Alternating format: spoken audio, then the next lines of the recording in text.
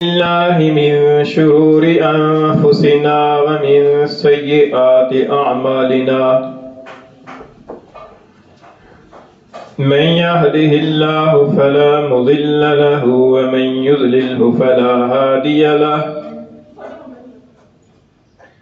ونشهد أن لا إله إلا الله وحده لا شريك له ونشهد أن سيدنا وسندنا وحبيبنا وحبيب ربنا ومولانا ونبينا محمدا عبده ورسوله وصلى الله تعالى عليه وعلى آله وأصحابه وبارك وسلم تسليما كثيرا كثيرا.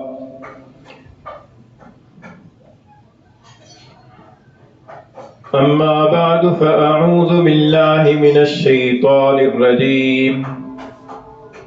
بسم الله الرحمن الرحيم. وإذا مرضت فهو يشفين. وقال النبي صلى الله عليه وسلم ما من مسلم يصيبه أذى من مرض فما سواه إلا حط الله به سيئاته كما تحط الشجرة ورقها أو كما قال رسول الله صلى الله عليه وسلم.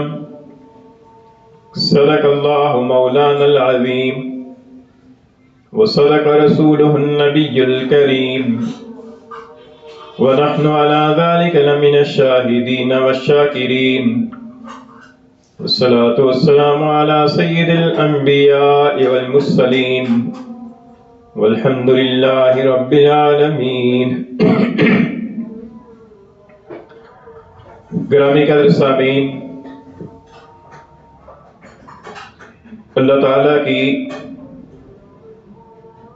ایک بہت بڑی نعمت صحت اور تندرستی کی نعمت ہے،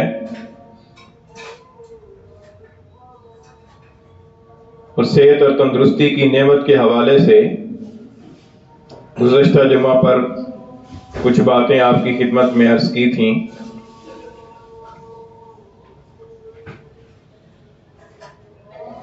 جب تک صحت اور تندرستی کی نعمت برقرار ہو اس وقت تک صحت کی قدر کرنی چاہیے اور صحت کی نعمت پر اللہ کا شکر ادا کرنا چاہیے.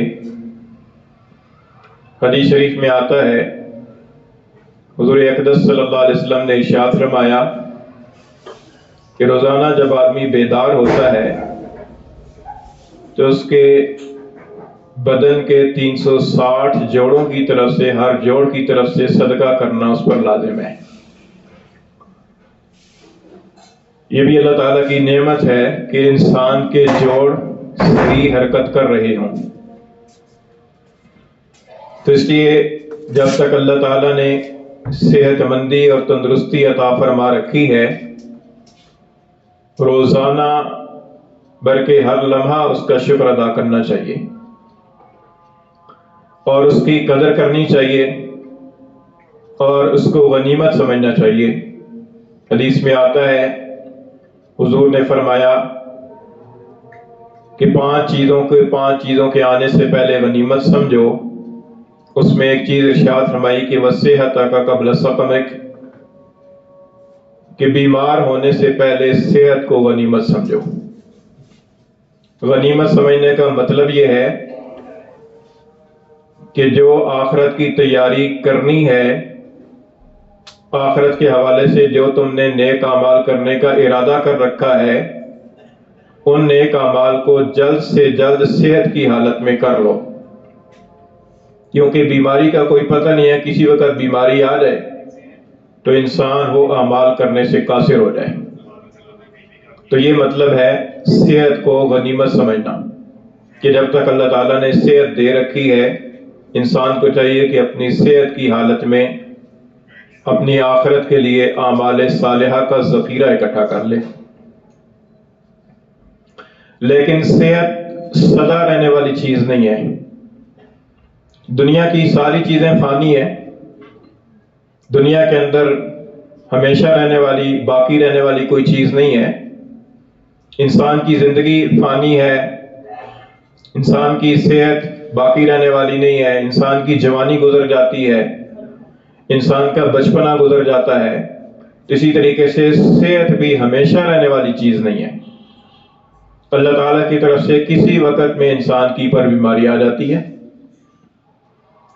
تو اس لیے جب تک اللہ تعالیٰ نے صحت عطا فرما رکھی ہے اس وقت تک تو صحت کی قدر کرنی چاہیے، اور صحت کے جو حفاظت کے اصول ہیں ان اصولوں کو اپنانا چاہیے، جن کے بارے میں گزشتہ جمعہ پر کچھ باتیں احادیث کی روشنی میں عرض کی تھیں کہ انسان کو اپنی غذا پر نظر رکھنی چاہیے، انسان کو اپنے جسمانی اعضاء کی درستی یا تندرستی کا خیال رکھنا چاہیے، وغیرہ وغیرہ۔ لیکن جب بیماری آ جائے تو بیماری اکثر اوقات تو انسان کی بد پرہیزی کی وجہ سے یا بے احتیاطی کی وجہ سے آتی ہے۔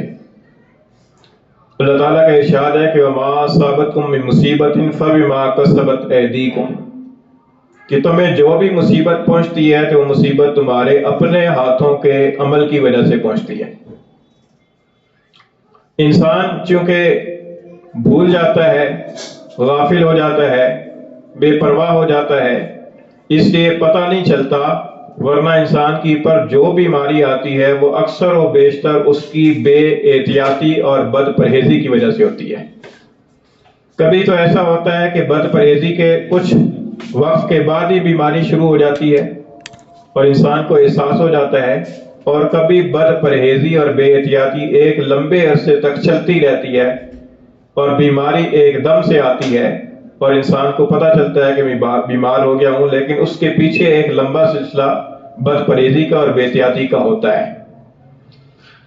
تو اس لیے جب بیماری آ جائے تو بیماری آ جانے کے بعد پھر انسان کو کیا کرنا چاہیے؟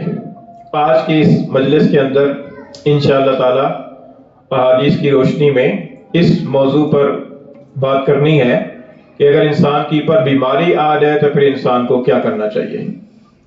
کوئی بھی بیماری انسان کی پر آ گئی ہے تو سب سے پہلی بات یہ ہے کہ وہ یہ سمجھے کہ یہ بیماری میری کسی بے احتیاطی اور بد پرہیزی کی وجہ سے آئی ہے۔ جب وہ دل کے اندر یہ احساس پیدا کرے گا کہ میں نے کوئی غلطی کی ہے، میں نے کوئی بد پرہیزی کی ہے، میں نے کوئی بے احتیاطی کی ہے جس کی وجہ سے میری اوپر یہ بیماری آ گئی ہے، اس کا نتیجہ یہ نکلے گا کہ وہ استغفار کی طرف متوجہ ہوگا، وہ اپنی اصلاح کی طرف متوجہ ہوگا، اللہ تعالیٰ سے استغفار کرے گا، اللہ تعالیٰ سے معافی مانگے گا، اور اپنی روٹین کی پر نظر کرے گا کہ میری روٹین کیا ہے اور کس وجہ سے کہاں پر بے احتیاطی ہوئی ہے کہ جس کی وجہ سے یہ بیماری آئی ہے۔ تو سب سے پہلی بات تو یہ ہے کہ انسان کو اس بات کی طرف توجہ کرنی ہے کہ جب انسان کی پر بیماری آ جائے تو وہ یہ سوچے کہ میں نے اپنے کھانے پینے میں، اپنے چلنے پھرنے میں، اپنے سونے بیٹھنے میں، اپنے اور کاموں کے اندر میں نے کون سی بے احتیاطی کس موقع پر کی ہے اور کون سی بد پرہیزی ہوئی ہے کہ جس کی وجہ سے یہ بیماری مجھ پر آئی ہے۔ اللہ تعالیٰ کی طرف رجوع کرے، استغفار کرے اور اپنی معاملات کو درست کرنے کی کوشش کرے۔ دوسری بات یہ ہے کہ جب بیماری آئے تو بیماری کے بارے میں وہ یہ عقیدہ رکھے کہ بیماری اللہ کی نعمت ہے۔ جس طرح صحت اللہ کی نعمت ہے، اسی طرح بیماری بھی اللہ تعالیٰ کی نعمت ہے۔ یہ الگ بات ہے کہ بیماری کی نعمت ہمارے لیے مشکل ہوتی ہے، ہمارے لیے اس کو سہنا اور اس کو برداشت کرنا اور اس کی بیماری کو لے کر چلنا ہمارے لیے مشکل ہے، لیکن ہے وہ بھی اللہ تعالیٰ کی نعمت، اللہ کی رحمت ہے۔ چنانچہ احادیث سے یہ بات معلوم ہوتی ہے۔ ایک حدیث میں آتا ہے، ایک صحابی رضی اللہ تعالیٰ عنہ سے روایت ہے، فرماتے ہیں کہ رسول اللہ صلی اللہ علیہ وسلم نے ارشاد فرمایا کہ جب کسی مسلمان کی پر کوئی بیماری آتی ہے تو اللہ تعالیٰ کی طرف سے ہوتا یہ ہے کہ اللہ تعالیٰ کی طرف سے ایک درجہ اور ایک مقام اس کے لیے مقرر ہوتا ہے کہ اس بندے کو فلاں مقام اور فلاں مرتبے پر پہنچانا ہے، لیکن بندہ چونکہ عمل کا کھوٹا ہوتا ہے، عمل کا کمزور ہوتا ہے، کوئی عمل اس کے پاس ایسا ہوتا نہیں کہ جس کی وجہ سے وہ اس مرتبے تک پہنچ سکے، تو اللہ تعالیٰ اس کی جسم میں یا اس کی اولاد میں یا اس کے مال میں اللہ تعالیٰ کوئی آزمائش ڈال دیتا ہے، اور پھر اللہ تعالیٰ اسے صبر کی توفیق بھی عطا فرما دیتا ہے۔ تو یہ ایک اضطراری مجاہدہ ہو جاتا ہے، ایک اضطراری طور پر اللہ تعالیٰ اسے ایک چیز میں ڈالتا ہے اور پھر ایک عمل یعنی صبر کی توفیق عطا فرماتا ہے۔ پھر اس کے نتیجے کے اندر جب وہ صبر کرتا ہے تو اللہ تعالیٰ اسے اس مقام پر پہنچا دیتا ہے کہ جس مقام پر پہنچانا اللہ تعالیٰ نے اپنے علم میں تجویز کر رکھا تھا۔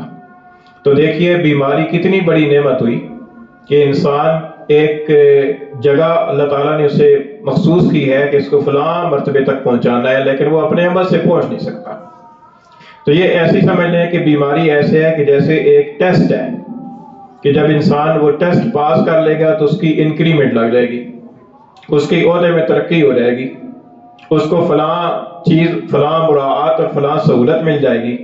لیکن ظاہر ہے کہ وہ ٹیسٹ تو ایک ٹیسٹ ہوتا ہے نا، ٹیسٹ تو مشکل ہی ہوتا ہے، چاہے کسی عمر کے لمحے کے اندر کسی طرح کا بھی ٹیسٹ ہو، وہ انسان کے لحاظ سے وہ مشکل ہوتا ہے۔ تو اس لیے بیماری ہے مشکل، لیکن اللہ تعالیٰ کی طرف سے ایک انعام ہے، ایک نعمت ہے، کیونکہ ایک نعمت ایک درجہ ملنے کا ذریعہ اور سبب ہے۔ اور بعض اوقات ایسے ہوتا ہے کہ بیماری اس لیے لائی جاتی ہے تاکہ اس بیماری کے ذریعے سے بندے کا گناہوں کا کفارہ کر دیا جائے۔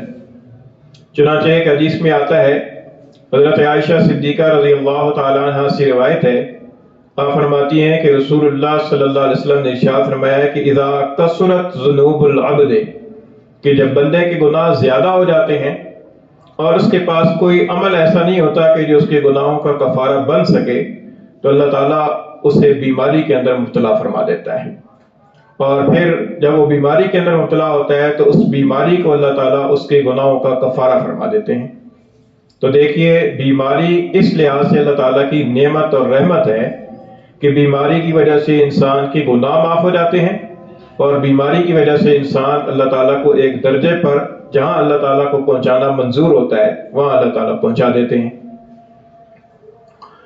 اور اسی طریقے سے ایک حدیث شریف جو خطبے کے اندر میں نے آپ کے سامنے پڑھی ہے، مسلم شریف کی حدیث ہے، حضور اقدس صلی اللہ علیہ وسلم نے فرمایا کہ ما من مسلم یصیبہ اذم من مرض فما سواہ، کوئی مسلمان ایسا نہیں ہے کہ جس کو کوئی تکلیف، بیماری یا اس کے علاوہ کوئی اور تکلیف پہنچے، الا حط اللہ بہ سیئاتہ، مگر یہ کہ اللہ تعالیٰ اس بیماری کی وجہ سے، اس تکلیف کی وجہ سے اس کی خطاؤں کو ایسے مٹا دیتے ہیں، ایسے گرا دیتے ہیں، کما تحط الشجرۃ ورقہا، جیسے درخت اپنے سوکھے ہوئے پتوں کو گرا دیتا ہے۔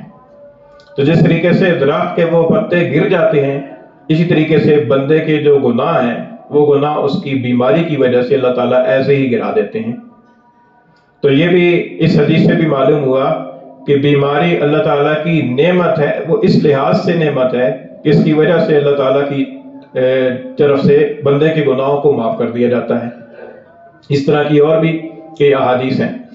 تو خیر یہ عرض کر رہا تھا کہ بیماری جب آ جائے تو بیماری آ جانے کے بعد اس بیماری کو اپنے لیے اللہ تعالیٰ کی رحمت اور نعمت سمجھے، اور یہ سمجھے کہ یہ بیماری میرے لیے کئی نعمتوں کے کھلنے کا دروازہ ہے، اس مشکل سے گزروں گا تو اللہ تعالیٰ کی طرف سے انعام بھی ملے گا، اللہ تعالیٰ کی طرف سے گناہوں کی معافی بھی ملے گی۔ دو کام یہ ہو گئے۔ تیسرا کام یہ ہے کہ جب بیماری آ جائے تو بیماری آ جانے کے بعد پھر انسان کو علاج معالجہ کرنا چاہیے۔ یہ علاج کرانا، دوا کرنا، یہ بھی سنت ہے، حضور اقدس صلی اللہ علیہ وسلم کے عمل مبارک سے بھی ثابت ہے، اور حضور اقدس صلی اللہ علیہ وسلم کے ارشادات سے بھی یہ بات ثابت ہے کہ انسان کو جو ہے نا وہ بیماری کا علاج کرنا چاہیے۔ ایک حدیث میں آتا ہے، حضرت اسامہ ابن شریک رضی اللہ تعالیٰ عنہ فرماتے ہیں کہ میں ایک مرتبہ حضور نبی کریم صلی اللہ علیہ وسلم کی خدمت میں بیٹھا ہوا تھا کہ آپ کے پاس کچھ دیہاتی آئے، اور ان دیہاتیوں نے آ کر اللہ کے رسول سے پوچھا کہ اللہ کے رسول، اگر ہم بیمار ہو جائیں تو کیا ہم دوا دارو کیا کریں؟ تو حضور اقدس صلی اللہ علیہ وسلم نے فرمایا کہ اللہ تعالیٰ نے کوئی بیماری ایسی نازل نہیں فرمائی جس کی دوا اللہ تعالیٰ نے نازل نہ فرمائی ہو۔ یہ الگ بات ہے کہ انسان کی تحقیق اور انسان کی رسائی وہاں تک نہ ہوئی ہو، لیکن ہر بیماری کی دوا اللہ تعالیٰ نے نازل فرمائی ہے۔ تو فرمایا کہ اے اللہ کے بندو دوا کیا کرو۔ اللہ تعالیٰ نے کوئی بیماری ایسی پیدا نہیں فرمائی کہ جس کی دوا نازل نہ فرمائی ہو سوائے ایک بیماری کے۔ تو ان دیہاتیوں نے پوچھا کہ اللہ کا رسول وہ ایک بیماری کون سی ہے کہ جس کی دوا اللہ تعالیٰ نے پیدا نہیں فرمائی ہے، نازل نہیں فرمائی؟ فرمایا کہ وہ بیماری بڑھاپا ہے، کہ بڑھاپے کا کوئی علاج نہیں ہے۔ بڑھاپا تو انسان کی پر آنا ہی ہے، چاہے انسان کتنی احتیاط کرے اور کتنا پرہیز کرے، وہ تو اپنے وقت کی پر آئے گا۔ لیکن اس کے علاوہ باقی جتنی بیماریاں ہیں، ہر بیماری کی اللہ تعالیٰ نے دوا نازل فرمائی ہے، لہذا تم دوا کیا کرو۔ اب دیکھیے حضور اکرم صلی اللہ علیہ وسلم کا ارشاد مبارک ہے، آپ نے اپنے ارشاد سے یہ فرمایا کہ دوا دارو کیا کرو۔ ایک اور حدیث میں آتا ہے، حضور اکرم صلی اللہ علیہ وسلم نے، غالباً حضرت ابو درداء رضی اللہ تعالیٰ عنہ سے روایت ہے، حضور اکرم صلی اللہ علیہ وسلم نے فرمایا کہ اللہ تعالیٰ نے ہر بیماری کی دوا نازل فرمائی ہے، تو لہذا دوا کیا کرو، لیکن حرام چیز سے دوا کرنے سے اور علاج کرنے سے بچو۔ یعنی ہر چیز کی، ہر بیماری کی اللہ تعالیٰ نے دوا پیدا فرمائی ہے، لیکن حرام کی جو چیز ہے اس سے دوا کرنے سے، اس سے علاج کرنے سے بچو۔ جیسے شراب حرام ہے تو اب شراب سے دوا نہ کرو، شراب سے علاج نہ کرو۔ کوئی اور چیز حرام ہے، جیسے خنزیرنی کا دودھ حرام ہے تو اب اس سے علاج نہ کرو، وہ حرام ہے۔ لیکن جو چیزیں جائز ہیں تو جائز چیزوں کے اندر اللہ تعالیٰ نے ہر بیماری کی دوا بھی اللہ تعالیٰ نے نازل فرمائی ہے، تو لہذا تمہیں دوا کرنی چاہیے۔ یہ دوسرا ارشاد ہے حضور صلی اللہ علیہ وسلم کا، جس کے اندر آپ نے دوا کرنے کا حکم ارشاد فرمایا کہ دوا کیا کرو۔ لیکن یہ ضروری ہے کہ دوا جو ہے نا وہ جائز طریقے پر ہونی چاہیے، علاج جائز طریقے پر ہونا چاہیے، اور دوا بھی جائز چیز کی ہونی چاہیے، ناجائز نہیں ہونی چاہیے۔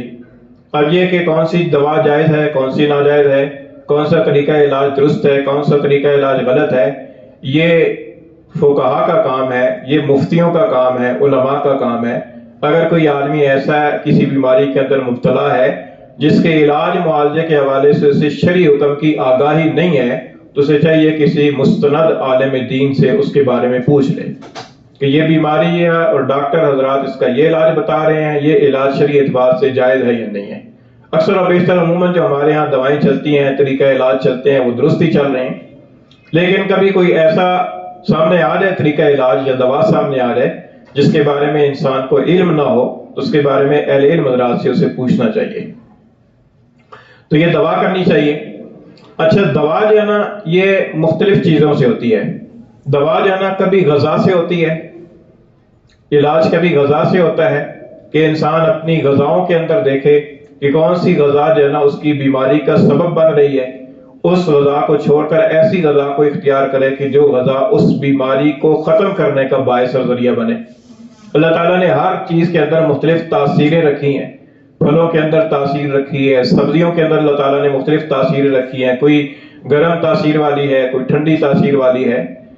اور اس طریقے سے اللہ تعالیٰ نے جو گوشت حلال کیے ہیں، ان گوشتوں کے اندر بھی اللہ تعالیٰ نے مختلف طرح کی تاثیر رکھی ہے، کسی کے اندر گرم ہے، کسی کے اندر ٹھنڈی تاثیر ہے، کوئی خاص چیز پیدا کرنے والا ہے، کوئی اس چیز کا توڑ ہے۔ تو پہلی چیز یہ ہے کہ انسان اپنی غذاؤں کے اندر کوئی ایسی تبدیلی لائے کہ جس کی وجہ سے اس کی بیماری کو افاقہ ہونا شروع ہو جائے۔ دوسرا درجہ ہے علاج کرنے کا دوا سے، کہ انسان کو دوا اختیار کرنی چاہیے۔ پھر بعض بیماریاں ایسی ہوتی ہیں کہ جن کی دواؤں کے بارے میں انسان کو خود سے علم ہوتا ہے کہ یار یہ فلاں چیز ہے، اس کے بارے میں یہ چیز لے لیں تو اس سے فائدہ ہو جائے گا، اور وہ دیسی اور عام جو مفرد چیزیں ہوتی ہیں وہ انسان کو مل جاتی ہیں، ایسی چیزوں سے علاج کر لیں۔ اور اگر اپنی سمجھ میں نہیں آ رہا تو کسی ماہر سے، کسی طبیب سے، کسی ڈاکٹر سے مشورہ کر لیں اور اس سے دوا تجویز کرا کے اس دوا کو اختیار کر لیں۔ اور تیسرے نمبر پر یہ ہے کہ علاج کرنا ہے صدقے کے ساتھ، کہ علاج کے لیے یہ طریقہ بھی ہے کہ انسان صدقہ کرے۔ حدیث شریف کے اندر آتا ہے کہ حضور اکرم صلی اللہ علیہ وسلم نے فرمایا کہ داؤ مرضاکم بالصدقہ، اپنے مریضوں کا علاج صدقہ کے ساتھ کرو۔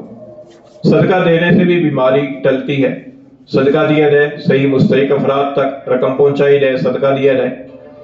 اور ایک علاج یہ ہے کہ انسان اللہ تعالیٰ کی حضور میں کھڑا ہو جائے، نماز پڑھے حاجت کی، اور اللہ تعالیٰ سے دعا کرے کہ یا اللہ یہ بیماری ہے، اس بیماری کے اندر مجھے شفا عطا فرما۔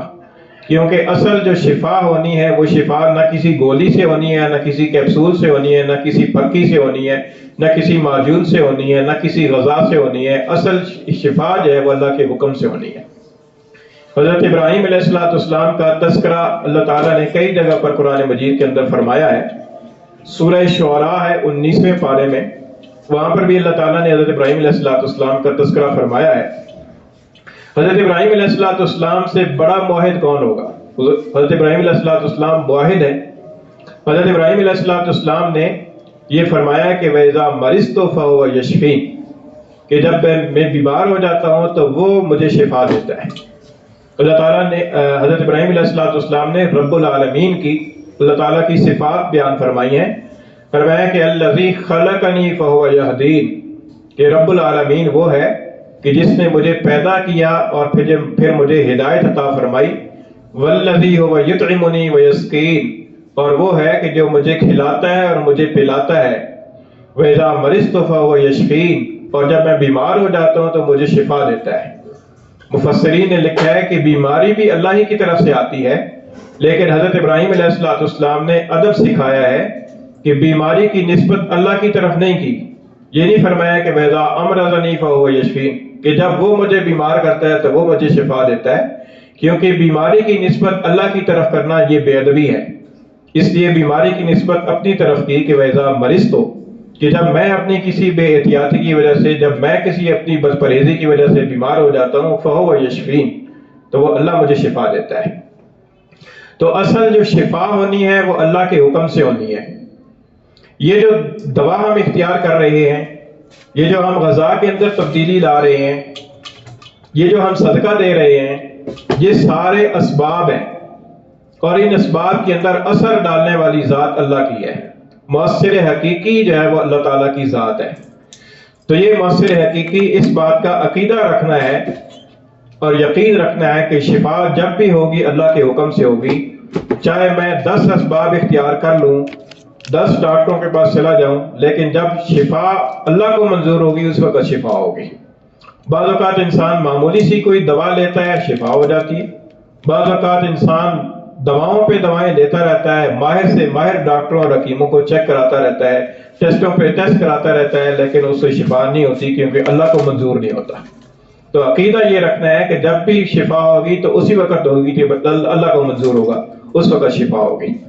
تو اس لیے یہ اسباب کے درجے کے اندر یہ علاج معالجہ بھی کرنا ہے، کیونکہ توکل اس چیز کا نام ہے کہ اسباب کو اختیار کر کے پھر اللہ کی ذات پر بھروسہ کریں۔ اس لیے دوا دارو کرنا ہے اور عقیدہ یہ رکھنا ہے کہ جب اللہ کی ذات پر بھروسہ کر کے کر رہا ہوں، اللہ کو منظور ہوا تو شفا ہو جائے گی۔ اور ایک طریقہ علاج یہ ہے کہ انسان جو ہے وہ قرآنی آیات کو پڑھ کر دم کرے۔ یہ طریقہ علاج بھی احادیث سے ثابت ہے کہ حضور نبی کریم صلی اللہ علیہ وسلم بھی اپنے اوپر معوذتین اور فاتحہ وغیرہ پڑھ کر دم کیا کرتے تھے، اور دوسرے صحابہ کرام بھی دوسرے بیماروں کی پر دم پڑھا کرتے تھے اور دم کیا کرتے تھے۔ تو یہ دم کرنا سورہ فاتحہ پڑھ کر، آیت الکرسی پڑھ کر، معوذتین پڑھ کر، اور مختلف طرح کی آیات شفا پڑھ کر دم کرنا، یہ بھی ایک طریقہ علاج ہے۔ لیکن اس کے اندر بھی عقیدہ یہی رکھنا ہے کہ جب اللہ کو منظور ہوگا تو شفا ہوگی۔ ایسا نہیں ہے کہ میں نے تعویذ گلے میں ڈالا ہے تو بس فوراً شفا ہو جائے گی۔ اللہ کو منظور ہوگا تو شفا ہوگی۔ یہ سب چیزوں کے اندر عقیدہ یہی رکھنا ہے کہ اللہ تعالیٰ کی مرضی ہوگی، اللہ تعالیٰ کو منظور ہوگا تو شفا ہوگی۔ عام طور پر یہ سمجھتے ہیں نا روحانی علاج کے اندر کہ بس یہ دم کرا لیا بس ہو ہی جائے گا، تعویذ گلے میں ڈال دیا بس ہو ہی جائے گا۔ ایسا نہیں ہے۔ اس طرح کی جو چیزیں ہیں نا، جو شرکیہ کلمات پر مشتمل تعویذ ہوتے ہیں، یا صرف تعویذ ہوئی کیوں مؤثر سمجھنا، اس کے بارے میں احادیث کے اندر ممانعت آئی ہے۔ حدیث کے اندر ان کو شرک قرار دیا گیا ہے، اور شرک اسی لیے قرار دیا گیا ہے کہ وہ انہی شرکیہ کلمات کے پڑھنے کو یا ان کو اپنے گلے میں لٹکا لینے کو ہی شفا سمجھتے ہیں۔ یہ شفا نہیں ہے۔ شفا تو اللہ کے حکم سے ہوگی جب اللہ کو منظور ہوگا۔ یہ ایک طریقہ علاج ہے۔ اس طریقہ علاج کو بھی اگر جائز حدود کے اندر جائز اعتقاد کے ساتھ اختیار کیا جائے تو ٹھیک ہے۔ اس کی شرائط یہ ہے کہ کسی صحیح العقیدہ آدمی سے تعویذ لیا جائے، جس کے بارے میں پتہ ہو کہ یہ عقیدے کا صحیح آدمی ہے، اور جو کچھ لکھ کر دے گا تو یہ صحیح کلمات لکھ کر دے گا، کوئی غلط اور شرکیہ کلمات لکھ کر نہیں دے گا۔ یا اپنے طور پر قرآنی آیات کو انسان اپنے اوپر پڑھ لے، دم کر لے، اللہ تعالیٰ سے دعا کرے۔ تو یہ مختلف طریقہ علاج ہیں، ان طریقہ علاج میں سے کسی طریقہ علاج کو اختیار کرے، اور ایک کام یہ کرے کہ جب بیماری آ جائے تو پھر انسان کو پرہیز کرنا چاہیے۔ پرہیز کے بارے میں کہتے ہیں کہ پرہیز علاج سے بہتر ہے، یعنی اتنا علاج سے انسان کی صحت نہیں ہوتی جتنا پرہیز سے انسان کو صحت ملتی ہے۔ تو اس لیے پرہیز بھی کرنا چاہیے، اور پرہیز کا ثبوت بھی حدیث سے ملتا ہے۔ حضرت ام منذر رضی اللہ تعالیٰ عنہ فرماتی ہیں کہ ایک مرتبہ سرکار دو عالم صلی اللہ علیہ وسلم اور حضرت علی رضی اللہ تعالیٰ عنہ میرے ہاں تشریف لائے، تو ہمارے ہاں کھجور کا ایک خوشہ تھا، وہ لٹک رہا تھا۔ حضور نبی کریم صلی اللہ علیہ وسلم نے کھجوریں کھانی شروع فرمائیں۔ حضرت علی رضی اللہ تعالیٰ نے بھی کھجوروں کی طرف ہاتھ بڑھایا، تو حضور نبی کریم صلی اللہ علیہ وسلم نے منع فرما دیا کہ علی تمہیں ابھی نقاہت ہے، کمزوری ہے، تم کھجوریں نہ کھاؤ۔ دیکھیے حضور اقدس صلی اللہ علیہ وسلم حضرت علی کو پرہیز کرا رہے ہیں، یہ تمہارے لیے ٹھیک نہیں ہے۔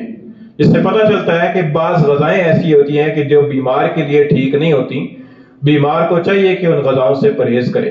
بعض لوگ اس کے اندر بھی افراط تفریط کے اندر مبتلا ہوتے ہیں، او جی کچھ نہیں، بس جو اللہ کو منظور ہوگا وہی ہوگا تو وہی جو اللہ کو منظور ہے، لیکن ہم اسباب کے مکلف ہیں، ہم اسباب کے پابند ہیں، ہم اس کے اندر دنیا کے اندر رہتے ہیں، اس کے اندر ہم نے وہی کرنا ہے کہ جو اللہ اور اللہ کے رسول نے فرمایا ہے۔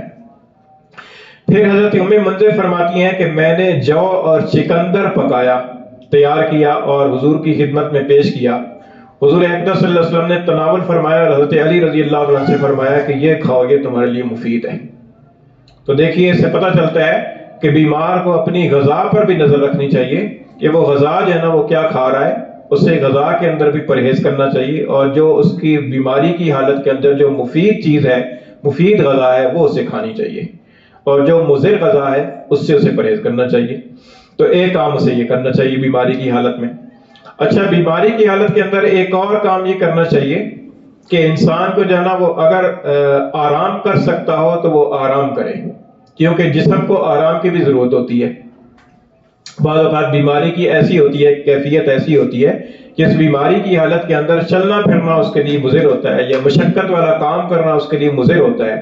تو ایسی صورت کے اندر اسے چاہیے کہ وہ اپنے جسم کا حق ادا کرے، اور اگر اسے وہ آرام کرنا ممکن ہو، اس کے معاملات اس طرح کے ہوں کہ اس کے اندر وہ کوئی خرابی لازم نہ آتی ہو، تو ایسی صورت کے اندر اسے آرام بھی کرنا چاہیے، اپنے جسم کو آرام دینا چاہیے۔ اچھا، پھر بیماری کی حالت کے اندر یہ بھی کرنا چاہیے کہ اگر اسے بولنے سے تکلیف ہوتی ہے یا زیادہ ملاقات سے تکلیف ہوتی ہے تو اس سے بھی پرہیز کرنا چاہیے، اس سے بھی انسان کو احتیاط کرنی چاہیے، اور جو بیمار پرسی کرنے والے حضرات ہیں ان کو بھی سوچنا چاہیے۔ بعض اوقات بیمار کی حالت ایسی ہوتی ہے کہ ڈاکٹر حضرات بھی یہ تجویز کرتے ہیں کہ یار اس کو جتنی تنہائی کے اندر رکھا جائے، آرام کے ساتھ رکھا جائے، زیادہ بہتر ہے۔ اب ایسی صورت کے اندر جو عیادت کرنے والے حضرات ہیں وہ اپنا منہ دکھانے کی خاطر کہتے ہیں کہ نہیں میں بھی جاؤں گا، اور بعض اوقات اس کی وجہ سے بیماری کو افاقہ ہونے کی بجائے بیماری بڑھتی ہے۔ تو اس لیے اس طرح کی جو احتیاطی تدابیر ہیں، احتیاطی تدابیر کو اختیار کرنا چاہیے بیماری کی حالت میں۔ اور پھر بیماری کے بارے میں عقیدہ اور نظریہ یہی رکھے کہ اللہ تعالیٰ کی طرف سے رحمت ہے، اور اللہ تعالیٰ کی طرف سے شفا بھی اللہ ہی کی طرف سے ہونی ہے۔ اچھا، پھر بیماری کی حالت کے اندر جو اپنے فرائض ہیں، فرائض اور واجبات، خصوصاً جو دینی فرائض ہیں، ان کو ادا کرنے کا اہتمام ضرور کرنا چاہیے۔ بعض لوگ ان فرائض کو چھوڑ دیتے ہیں، مثلا ذرا سے بیمار ہوئے تو نماز ہی چھوڑ دی، یا ذرا سے بیمار ہوئے وہ کھڑے ہو کر پڑھ بھی سکتے ہیں لیکن خواہ مخواہ بیٹھ کر پڑھنا شروع کر دیں گے۔ تو اس سے احتیاط کرنی چاہیے کہ جہاں تک شریعت نے اجازت دی ہے اس حد تک انسان کو کرنا چاہیے۔ اگر شریعت اجازت دیتی ہے کہ کھڑے ہو کر نہیں پڑھ سکتے تو بیٹھ کر پڑھ لیں، بیٹھ کر نہیں پڑھ سکتا تو لیٹ کر اشارے سے پڑھ لیں، وضو کرنا نقصان دیتا ہے تو تیمم کر لیں، اور کسی عضو کو دھونا نقصان دیتا ہے تو اس کے اوپر مسح کر لیں۔ اس طرح کی سہولتیں خود شریعت نے بتا دی ہیں۔ کہ کہاں پر کس سہولت سے فائدہ اٹھانا ہے. لیکن یہ نہیں ہے کہ اپنے طور پر انسان سوچ لے کہ نہیں میں تو بس کھڑا نہیں ہو سکتا تو بیٹھ کر ہی پڑھنا میرے لیے جائز ہے. یہ نہیں ہے، کیونکہ ہمیں دین کا پتہ نہیں ہے نا، ہمیں مسائل کا علم نہیں ہے. بعض لوگ دیکھا دیکھی ہمارے یہاں جو ہے نا، ایک دیکھا کہ فلاں آدمی بھی کرسی پر بیٹھا ہوا ہے، ہو جاتی ہے پر میں بھی کرسی پر بیٹھ کے پڑھ لیتا ہوں. ایسا نہیں ہے. یہ ہر آدمی کی ڈیفرنٹ پوزیشن ہوتی ہے، ہر آدمی کے اپنے حالات ہوتے ہیں، ہر آدمی کا اپنا عذر ہوتا ہے. دیکھنا پڑتا ہے کہ وہ عذر شرعی اعتبار سے مقبول بھی ہے یا نہیں ہے، اس عذر کی وجہ سے کتنی گنجائش ملتی ہے اور کتنی گنجائش نہیں ہے.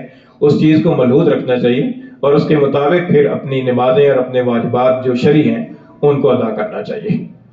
اللہ تعالیٰ ہمیں عمل کی توفیق عطا فرمائے. وما علینا الا البلاغ.